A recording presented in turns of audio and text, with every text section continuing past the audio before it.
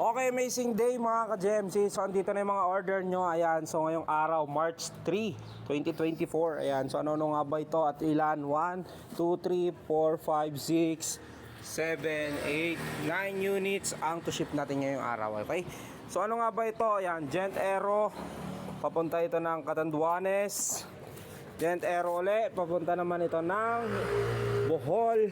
Then Gent 107, papunta naman ito ng Metro Manila, Valenzuela. Then Totem Master, papunta naman ito ng Samar, Western. Then Garuda B2, papunta naman ito sa Palawan. Ayan. Sa Palawan, 7 to 9 days to. Kasi special trip ata to, matagal-tagal to. Wala kasing biyahe dyan, kaya iniipon nila yan. So Promax PR20, papunta naman ito ng Cebu.